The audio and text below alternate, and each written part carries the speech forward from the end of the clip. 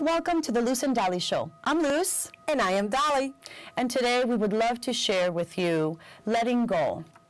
I found this book the other day, Dolly, The Language of Letting Go, Daily Meditations and Codependency by Melody Beattie. And I wanted to read a little bit about it. It's fascinating. It has a daily meditation. Okay. A little bit of what she said is, wise and intimate meditations remind us that the best way to heal and grow is to take responsibility for our own pain and self-care. She helps us stay focused on the fundamentals of codependency recovery, letting ourselves feel all of our emotions, accepting powerlessness, and owning our own power. I love that. What does that? That sounds so powerful. It reminds me of basically what you have taught me throughout our journey together. I've shared, I've not taught. Well, I consider it a teaching because I was the student, and they say when the student is ready, the teacher appears. Oh, sweet. So yes, I consider you that you have taught me. But it's I've incorporated meditation into my life, and I have to admit I don't do it daily, but it's something that when I do it, I can go either 10 minutes or 2 hours. It's a balance, a sense of balance, and I know that we mentioned letting go, and it's just not letting go of things that people have done to you, letting go of things that no longer serve you. It's all-encompassing. But I was reading this yesterday, and it's a daily meditation, so for August 25th yesterday, it was entitled, Willing to Make Amends. I like that. Isn't that interesting? Okay. And I bet each and every one of you that's listening, when you hear that, many things come to mind. Either a person that you would like to speak to that you haven't spoken to. Right. We all have those. Right. Someone that has hurt you that you want to forgive. We all have those. Absolutely. Someone you have hurt that you want to, forgive yourself for having hurt them. And we all have done that. You need to accept and actually apologize. Yeah, yes. Yeah. And that's part powerful. of it. That's really powerful. Thank you. And the thing that it's helping us realize how to get to that place. So if I can read that? Yes, go ahead. Okay. It says, willing to make amends. The 8th step is talking about a change of heart, a healing change. This attitude can begin a great change of repair and healing in our relationships with others and ourselves. It means we become willing to let go of our hard-heartedness. One of the greatest blocks to our ability to give and receive love. Wow. Isn't that right there? Our heart. Does that say, listen, Dolly? She referred to it as hard-heartedness, and I think that's so powerful. Hard-heartedness. Yeah. I'm sorry, go ahead. I'm sorry. No, it reminds me of, most of the audience, most of the people that are in my life, especially in the last 2 years, know that a lot of changes have taken place. Yeah. But I know there was a time in my life where I literally had this wall in front of me. Yes. And it was hard for me to let anyone in. And You were protecting yourself. Absolutely. It was very, very difficult for me to I don't know, trust perhaps. Yes, and that is a big one, because I know. To be vulnerable. Just because I'm close to you and you've mentioned that, and to hear you speak of it now, I can feel that foundation, that brick wall is no longer there. Oh, no, and that now I love everyone, and everyone's like, oh, God. Well, you always loved everyone. You were just skeptical, and you were not trusting. I was not trusting. So now you've allowed yourself that gift, because it's a gift that each and every one of us allows ourselves when we knock down that barrier. And it's beautiful. Good. I think that because I have allowed such a great change in my life, I'm surrounded. And I've had the most I'm surrounded by amazing people, but I have had the most beautiful experiences. So I'm grateful. And new connections. New connections. Oh my God, I meet people daily. Yes. Who, yesterday I was with one of my colleagues, and I sent her a message this morning that I felt touched, moved, and inspired by her. And she's thanking me for doing the same. For doing what I did for her. Yeah. So I thought it was so beautiful that that's awesome. It was so mutual. I'm sorry. Yeah, no, that's great. great. Do you have more that you want to yeah, share? there's 4 more paragraphs, but it's just so powerful, just that intro. Yes. It said, in the 8th step, we make a list of all people we have harmed, and we allow ourselves to experience a healing attitude toward them. It is an attitude of love. We do not, in this step, dash madly about and begin yelling, sorry, sorry, sorry. We make our list not to feel guilty, but to facilitate healing. Before we actually make amends or begin to consider appropriate amends, we allow ourselves to change our attitude. This is where the healing begins within us. And a lot of people don't realize that. Well, one of the things that you and I often say is, if nothing changes, nothing changes. Yes, yes. And you and I are also graduates of Landmark. Yes. And one of the things that we have learned and we have shared and continue to share with others is the sense of completing. Yes, completeness. Completing, Yeah, yeah. And it's a sense of having that conversation with someone, and It's so freeing. It's It is so empowering. freeing. Yes, I've had 2 or 3 since the Landmark Forum, but that'll be another episode. Yeah. It can change the energy. It can change the dynamics. It can begin the process before we ever open our mouths and say sorry. It opens the door to love. It opens the door to the energy of love and healing. It enables us to release negative feelings and energy and opens the door to positive feelings and energy. That energy can be felt around the world, and it starts inside of us. What does that feel like to you? like, that's my life story. And I bet everyone listening can relate to that also.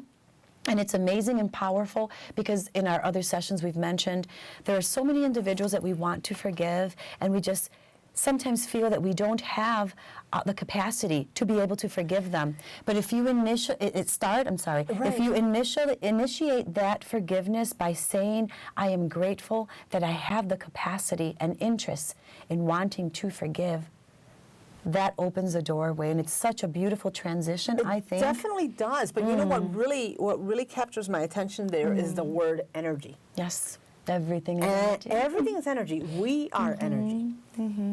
And it's interesting because you and I had that conversation on the way here. Yes. We were talking about energy, the energy that we feel with others, the energy in the room, the essence of what is taking place, whether it's negative energy, whether Or it's positive, yeah. energy, it's felt. Yes. And sometimes, sometimes you And it's contagious, oh my God, yes. either or. So keep that in mind. Absolutely. Both are contagious. If you have bad attitude and bad energy and you go into someone's home or space that has a happy attitude, it's contagious. And if the other way around too. No, absolutely. I Yeah, completely yeah. agree with you. Yesterday with the event that I was involved in, the energy there was powerful. It was exciting. It was exhilarating. Lively. It was fun. It was positive. It was like, give me more, That's and it was beautiful. awesome. It Yeah. was beautiful. That's very important that you realize that. It's contagious, yeah. How often have we, after we have been hurt, wished that the person would simply recognize our pain and say, I'm sorry? How often have we wished that the person would simply see us, hear us, and turn the energy of love our way? How often have we longed for at least a change of heart, a small dose of reconciliation in relationships tainted by unfinished business and bad feelings? Very often, right? Yeah. Very No, often. that's a little sad, but it's true. But it is, and No, so many. I give you that. Yeah, so No. many of us, I speak for myself, have gotten to a place of hurt, misunderstanding, whether it was from my end or the other person's end, and have been afraid to reach out to that person and let them know what you said hurt me, or I'm sorry if what I said hurt you. Right. Because we're smart, we're intuitive, we're in connection with But our you know energy. what, Lucy? The problem is, unfortunately, it's pride. Yeah. It's the ego It could and the be- pride that gets in the way. It could be fear too, because It could be. in my case, someone did something to me, or they thought I did something to them, and it's not that I have my ego or that I'm proud and I'm not going to go. It's I'm afraid. What if I go to this person? How are they going to feel when I approach them? What if they don't want to, accept my apology? What if they don't think that they did anything wrong? Right.